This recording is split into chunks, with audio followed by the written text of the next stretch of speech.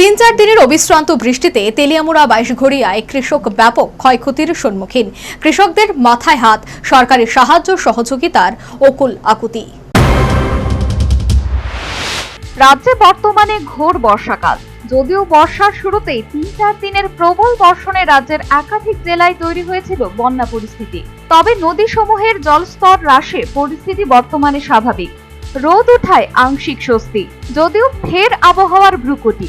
আগামী সোমবার থেকে পুনরায় বদলে যেতে পারে রাজ্যের আবহাওয়া। একাধিক জেলায় বৃষ্টিপাতের পাশাপাশি বজ্রপাতের সম্ভাবনার আগাম সতর্কবার্তা জারি করেছে আবহাওয়া দপ্তর। এই সতর্কবার্তা যেন কৃষিজীবী সাধারণ মানুষের কাছে গোদের উপর বিষ ফোঁড়ার শামিল। কারণটা হলো 2024-এর বন্যার ক্ষয়ক্ষতি পুষিয়ে ওঠার আগে সাম্প্রতিক 3-4 দিনের প্রবল বর্ষণে বন্যা পরিস্থিতিজনিত কারণে রাজ্যের একাধিক জেলায় কৃষির ব্যাপক ক্ষয়ক্ষতি হয়েছে বলে খবর। এর মধ্যে তেলিয়ামুড়া মহকুমার কৃষি প্রধান 22ঘড়িয়া এলাকায় কৃষকদের হাল বেহাল। এলাকার 90 থেকে 95% মানুষই কৃষিজীবী। কৃষি তাদের ভরসা এবং সংসার প্রতিপালনের একমাত্র উপায়। কিন্তু সাম্প্রতিক বন্যা পরিস্থিতিতে 22ঘড়িয়ার ফসলের যে পরিমাণ ক্ষতি হয়েছে তা অপরিমেয়। বিশেষ করে সবজি ক্ষেতের হাল বেহাল বলে জানালেন জনৈকা এক মহিলা কৃষক। ক্ষতি হয়েছে, ক্ষতি তো মানে যা করছিলাম এটা তো সব ওই মাইরের পুতুই, জেঙ্গা করছিলাম, কাঠকুল করছিলাম, এই সব মাইরের পুতুই। কোন জায়গাটা? এটা বাড়িঘর। কি লেগে ক্ষতি হয়েছে? লেগে ওই তো বৃষ্টি তুফান ক্ষতি হয়েছে, বৃষ্টি করে বন্যা এরম বন্যা দিছে। তো অনেক এটা করি না, তো কোনো পথ নাই, আমরা কেমনে চলতাম কম। কৃষি দপ্তর থেকে কেউ আইসে না, কখনো আইসে না। গত বছর যে আপনারা যে বন্যা যে ক্ষতি হয়েছে এলাকা, তখন কিছু পাইছেননি? আমরা তো পাইছি না, ওই শুধু 1000 টাকা পাইছি। সাম্প্রতিক ভারী বর্ষণে ক্ষতির সম্মুখীন কৃষকরা রীতিমতো দুশ্চিন্তাগ্রস্ত। তথাপি তাদের পাশে দাঁড়াতে এই পর্যন্ত সংশ্লিষ্ট কৃষি দপ্তরের কোনো কর্তা ব্যক্তি এই মুখী হননি বলে ক্ষতিগ্রস্ত এক কৃষকের অভিমত। বিরাট ক্ষতি হয়েছে। আমরা সবজি ক্ষেত দেখেন এই অবস্থা, সবজি ক্ষেত গেছে।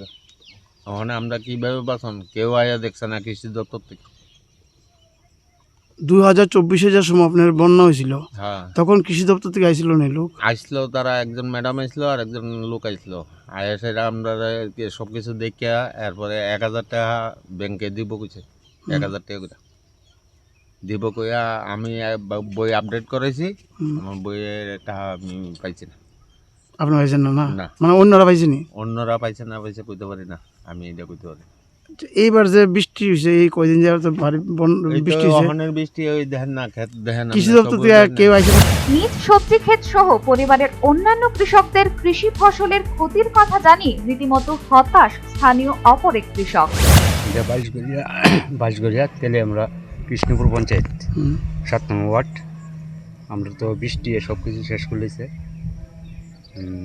ক্ষেত মামা মামিয়েরা ভাইয়েরা 4.5 গানের মতো আছে, সরে উঠে মিশে সব গেছে বৃষ্টি। সরে যাবেন না আপনি? আর তো কাঠকলা ছিল, জেঙ্গা ছিল, মরিচা ছিল, সব শেষ। কিরকম ক্ষতি হয়েছে? আমরা তো অক্ষণ খালি বেচা কিনির সময় অক্ষণই সব শেষ হয়ে যাবে। মানে ক্ষেত খরচ করছি না, গুলো 1.5 লাখ টাকার মতো খরচ করছি, বাঁশ বেত কামলার উপরে, সব সার মশলার উপরে। খালি শুরু হয়েছে বিক্রি, এমন বৃষ্টি সব শেষ। কৃষি দপ্তর থেকে কেউ আইসেনি? কেউ আইসে না। এছাড়া সংশ্লিষ্ট এলাকায় একটা সময় ছিল কৃষি শেড। 2024-এর বন্যায় এই কৃষি শেডটি ভেঙে গেছে, কিন্তু বহু তদারকি প্রচেষ্টার পরও এই কৃষি শেডটি মেরামতের কোনো সরকারি উদ্যোগ গৃহীত হয়নি বলে জানালেন স্থানীয় অপর এক কৃষক।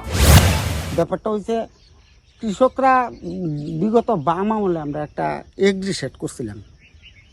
এটা এই অঞ্চলের যত কৃষক আছে সবাই বৃষ্টি হলে ইটার মধ্যে অন্তকে ঠাই লয়।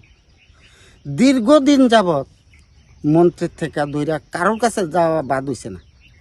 প্রধান পঞ্চায়েত এবার শেষ পর্যন্ত এমএলএ সাহেব নিজে 2বার করে আইছেন, 2বার করে দেখা গেছেন।